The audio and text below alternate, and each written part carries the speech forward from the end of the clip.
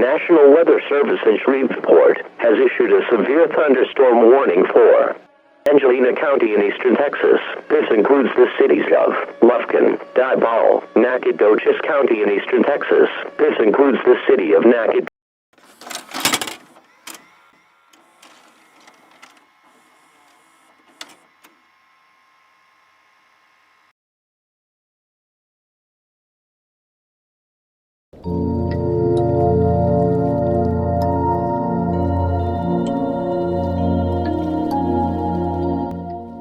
Horror is the one type of genre that has no concrete definition. Many definitions go on to list horror as something that puts fear into the viewers. But in that case, horror can be lots of things. There are many different types of ways that you can scare and horrify people. Ghosts, clowns, killers, zombies, aliens, the list goes on. But some definitions also include disgust. So which is it? Well, while horror can bring out fear and disgust, it can be so much more, and can bring out all types of different emotions in the viewer. But how do you make horror stick with the viewer? How do you make horror so effective that it cements into their mind as one of the most scariest and terrifying pieces of media that's ever been?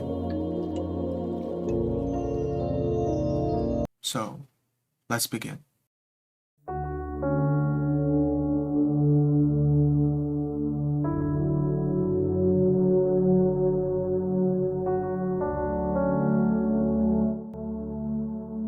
Typically, when one thinks of something scary, it's often physical and overwhelmingly dangerous.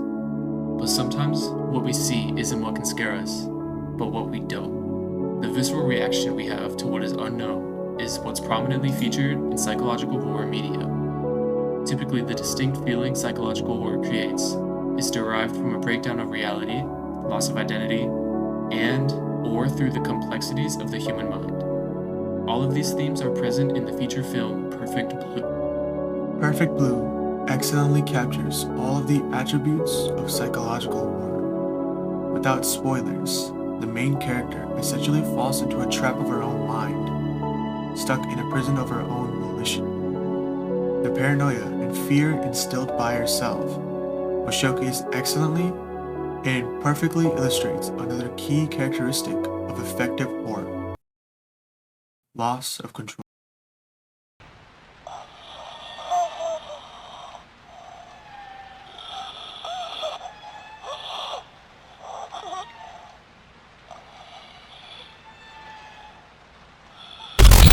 Horror usually tends to make you feel powerless by making you lose your sense of control. This can especially be seen in video games. One of the most effective pieces of horror I've ever witnessed would be PT, without a doubt. I haven't even played the game, and it still scares me just to look at the gameplay. The most effective techniques that it uses would be the sense of immersion and blurring the walls of reality. It's a type of game that breaks something called the fourth wall. For a quick definition, the fourth wall originated in the theater scene, where an imaginary fourth wall separates the actors from the audience. But in this case, the fourth wall separates the game from the player, until it doesn't. There are moments in PT that make you feel as if it is deliberately reaching out from the game and putting you in actual danger of the horrors that are found inside the game. For example, at a certain point in the game, you can only move forward if you deliberately speak into your mic outside of the game. There are also very subtle audio switches and noises that can be heard in the game that almost seem as if it is said not to the protagonist, but the player themselves. This type of meta horror is Don't touch that dial now, we're just getting started. Makes your mind blur that fourth wall and start to wonder if the dangers of the game could hurt you in the real world.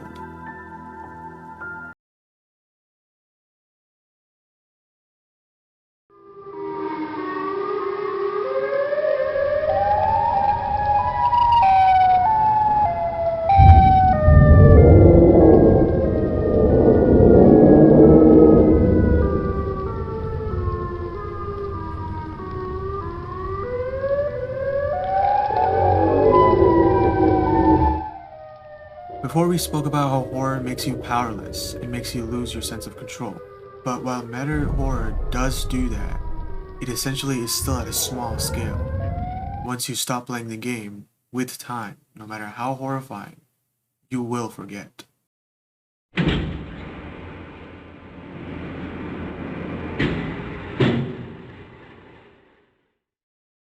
But what about the type of horror that sticks with you?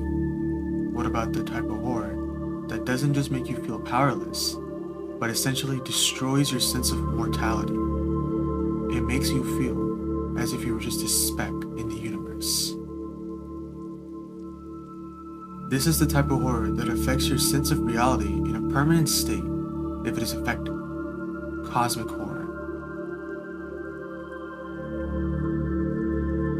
Cosmic horror essentially aims to make you feel as small as possible, with as little control as possible.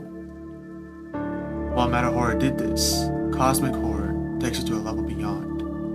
It doesn't just employ the horror to you alone. It explores the insignificance of human existence as a whole compared to the entirety of the universe. And it does this by intensifying the nature of things that we do not understand. The fear of the unknown at the highest level possible. The best examples of this would of course be the works of H.P. Lovecraft. Just to give some background, while cosmic horror has always existed in some form or another, Lovecraft fully embraced it. In fact, cosmic horror has sometimes been called Lovecraftian horror due to the fact that arguably, he does it the best. The best example of Lovecraft's work would be the infamous Call of Cthulhu.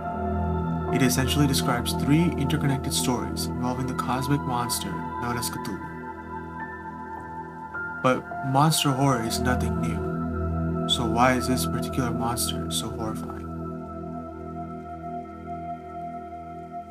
Cthulhu isn't particularly frightening in the traditional sense, at least. He's frightening because of what he represents, and essentially what all of cosmic horror represents. Something so monumental, so far beyond us that to these beings, we are nothing but specks, not even atoms.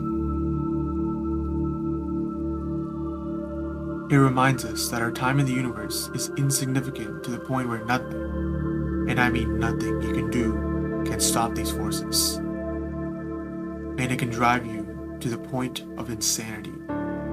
In fact, in the story, there were people who survived the encounter of Cthulhu. But in their case, it was actually worse that they survived, because they now have to live with the fact that every single thing that they or anyone else does is completely and utterly irrelevant in the utter chaos of our universe.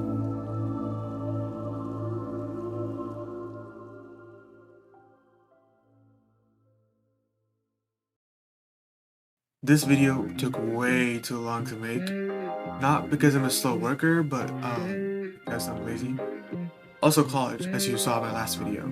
I'm also essentially broke right now, so I cannot buy a mic anytime soon. But audio should be at least tolerable in this video, I hope at least. I might make a Patreon if the channel gets enough traction or anything like that. It got a little bit of traction in the analog horror video, but no, yeah, I'm broke. I'm broke right now. Not like homeless broke, but like I can't buy anything I want broke. But let me know feedback on this video. Anything you can change, you know, audio, visuals, scripting, etc. But thank you so much for watching. Subscribe, like the video, do all the YouTube things, you know, comment. Also, I have a Twitch. You should also check that out. I forgot to say that in my last video, or at least the analog horror video, which got like 1,500 views, but I didn't put it because I'm dumb. I didn't advertise my Twitch. Guys, please go to my Twitch. It's so awkward talking to like 2 people. Oh yeah, also the voice you heard in the Perfect Blue section was my friend Caleb. He just wanted to do a small little part in the video, and he also said he had like a little surprise for me, so I don't know what that's about. I'm going to rap. I'm sorry, what? Yeah, I got a story to tell ya, but it ain't really one for the weak of heart though. Being a papado comes with its perks. Ángel la ciencia. Ooh, ooh, ooh.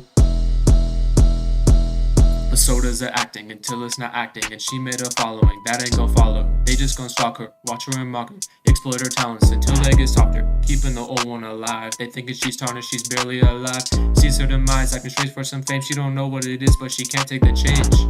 Internet poppin', ramped up the stalking. She can't trust people that live in her room, not even herself. But is it herself? Can't let that past die, and now it's all gloom. Mentally in a corkscrew, old self coming for you.